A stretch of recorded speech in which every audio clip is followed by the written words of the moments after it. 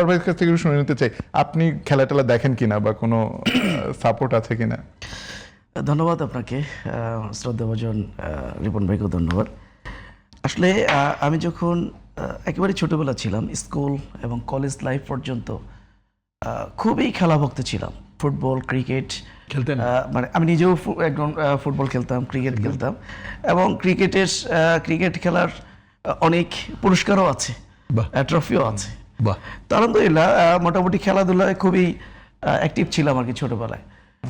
তো ধীরে ধীরে যখন আসলে বিশ্ববিদ্যালয় লাইফ চলে আসলো, ব্যস্ততা বেড়ে গেল, পড়াশোনার ব্যস্ততা, ছাত্র রাজনীতির ব্যস্ততা, সব মিলিয়ে আসলে ধীরে ধীরে খেলা দেখার প্রতি যে আগ্রহটা ছিল, বাট সেই সময়টা হয়ে উঠতো না।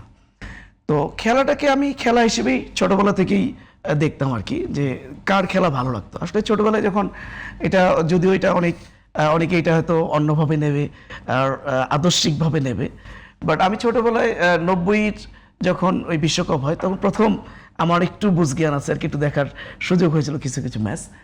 তখন থেকে ম্যারাডোনার ভক্ত ছিলাম আমি।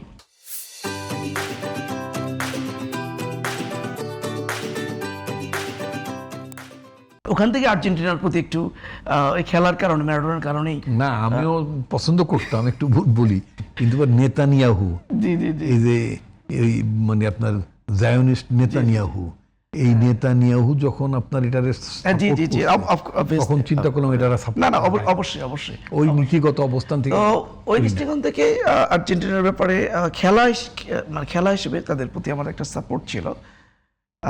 পরবর্তী সময় আসলে এবার কি ধীরে ধীরে সমর্থন ধীরে ধীরে আসলে ইসরায়েলের মুসলমানদের প্রতি যে আগ্রাসী মনোভাব, বিশেষ করে ফিলিস্তিনের প্রতি তাদের যে মানে যে অত্যাচার, নির্যাতন, যে নির্বিচারে গণহত্যা, এটার কারণে এবং সেটাকে সাপোর্ট দেওয়ার কারণে আর্জেন্টিনার ব্যাপারে আমারও একটা ওই দৃষ্টিকোণ থেকে, রাজনৈতিক দৃষ্টিকোণ থেকে, আদর্শিক দৃষ্টিকোণ থেকে একটা নেতিবাচক মনোভাব তাদের ব্যাপারে ছিল। লাস্ট এখন এই পর্যায়ে ফাইনাল খেলায় যেহেতু আর্জেন্টিনা এবং স্পেন, নিঃসন্দেহে স্পেনেরও একটা ঐতিহাসিক ভূমিকা আছে।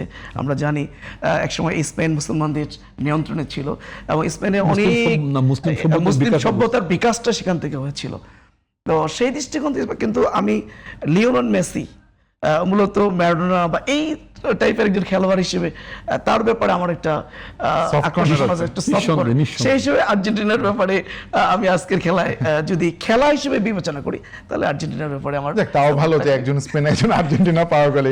বেসিক্যালি আমি এই বিশ্বকাপে 3টা খেলাই মনে দেখেছি, এর বেশি খেলা দেখার সুযোগ আমার হয়নি। যে রাত, অনেক রাতে, এই রাতে খেলা দেখার মতো আসলে এনার্জি থাকে না।